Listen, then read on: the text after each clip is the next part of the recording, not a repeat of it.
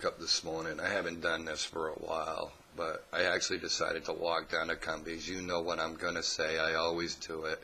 Yeah, I got myself a nice, refreshing hot cup of Cumberland Farms coffee. Yes, Cumberland Farms coffee, 99 cents, any size. Come on, it's something we have to talk about. We have to, because it's something that's not going up.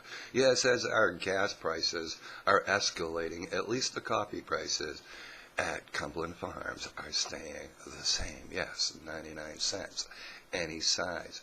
With that being said, I go to the newspaper aisle, and I'm looking for some sort of headline, that is kind of entertaining and will put a smile on my face. And believe me, the headlines were nothing to read home about. But I did notice on the front page of the Portland Press Herald this article: eating any red meat raises risk of death, study reports. I love looking at a news story that you already know what the overall premise is before you even read it. So I'm talking with the manager of the store about the article. And I said, I get a kick out of this because just the other day I did a blog as a joke called Breaking News: Michelle Obama Petitions Congress to Put Cows on the Endangered Species List. And then I talk about in the blog how upon hearing the news, McDonald's breaks out its brand new McTofu.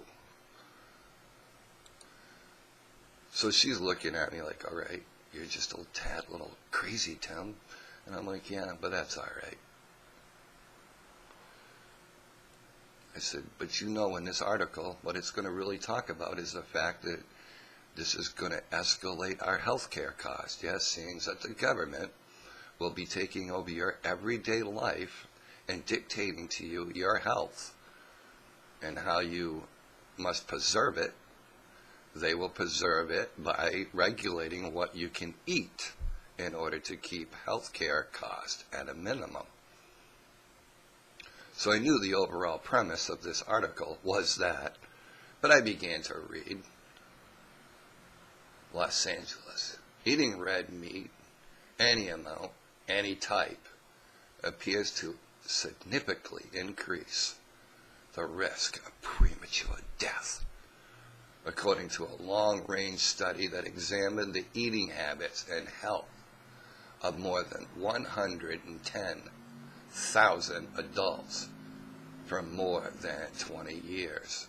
For instance, adding just one 3-ounce serving of unprocessed red meat, a piece of steak no bigger than a deck of cards, to one's daily diet was associated with a 13% greater chance of dying during the course of the study. Even worse, adding an extra daily serving of processed red meat such as a hot dog or 2 slices of bacon. Yeah, that's right, bacon, nature's meat candy, was linked to a 20% higher risk of death during the study. Well, I did continue to read, but to be honest with you, I was more inclined to want to go to the bottom of the article and find out what the overall premise of their post really was. And it was pretty simple. We all know it. You do know it. Additionally, Orshman, I guess that's how you pronounce his name, it's Ornish, said, what's good for you is also good for the planet. In an editorial that accompanied the study, Orsh wrote, the plant-based diet could help cut annual health care costs from chronic diseases in the United States, which exceeds $1 trillion. Shrinking the livestock industry could also reduce, greenhouse gases emissions and halt the destruction of the forest to create pastures, he wrote.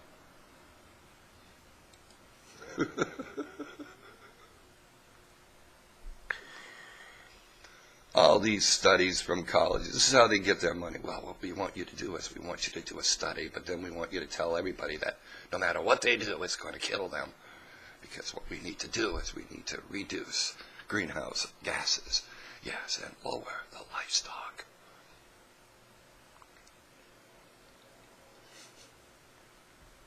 Yeah, the very thing that goes against the nature of man, yeah, the very thing that goes against the nature of the planet, the one thing that goes against the very nature of God. Be fruitful and multiply. Never said be fruitful and reduce. No, it was be fruitful and multiply. What I really get a kick out of this article is it actually reminded me is when a few years back, this around here the fishing industry is nothing like it used to be. I still remember back in 1969, you used to be able to go down to Governor's Wharf, that would be down in Lower Village, Kennebunk, or actually Kennebunk Port. It's off of Ocean Ave, just before the Bush compound. And it's where they dock all the lobster boats. And my brother took me down there fishing, and I'm telling you, you could keep casting your line in the water and catch herring all day long. Oh yeah, you could literally fill trash bags full of fish, and then not in an all-day process, in the amount of hours. It was unbelievable. But now it's no longer like that, and herring is not a plenty anymore. Actually, herring is a hard thing to come by. Well, herring is one of the great fish that you want to use as bait in order to catch lobsters. So seeing that the price of a barrel of fish was going sky high, people were looking for alternatives to put in bait to catch lobsters. Well, they come out with this new product where it was beet products. You put the beet products in, and it attracts the lobsters. There was a few guys that were trying it, and the more they would try it, the more I would laugh. And I'm like, yeah, I can't wait to see your take. And they're looking at me, and they're like, huh? And I said, well, you think about it. How many sea cows do you know? Obviously, lobsters are kind of like, they're like the cockroach of the ocean. They're there to feed off of what remnants are left. They're nature's vacuum cleaner. They just clean up everything. Well, I don't know too many cows that swim across in the ocean. It's not a natural food source for the lobster. You're not going to have very good luck. And obviously, they didn't have very good luck catching lobsters. I really do get a kick out of how the government wants to dictate to us things that are not natural to man for a food source in order to facilitate their grandiose utopian, or to quote Mark Levin, Ameritopia ideas. There isn't one thing that these people won't stop at when it comes to gaining control of your everyday life, right down to even the food you put on your plate.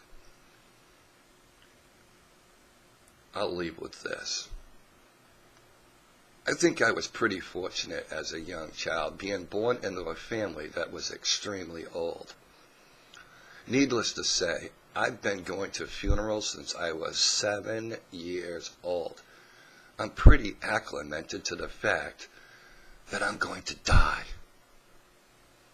It's going to happen. It's part of nature. But isn't it funny? That's the first thing they want to do is scare you with it. So that means I can't enjoy a nice steak because I might die.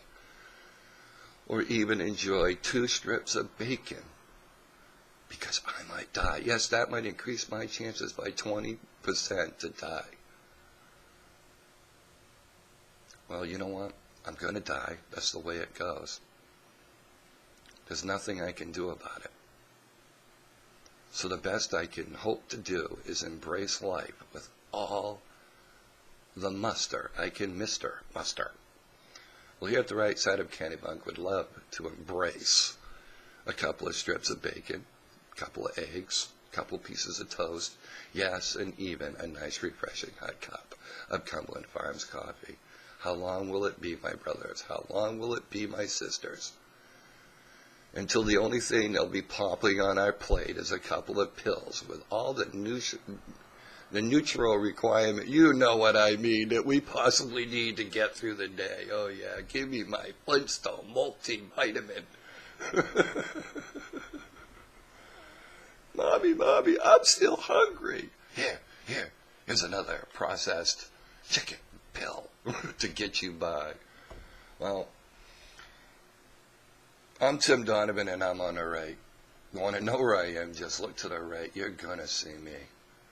Continuing to want to be fruitful and multiply. Now, I don't feel like being unfruitful and decreasing here on the right side.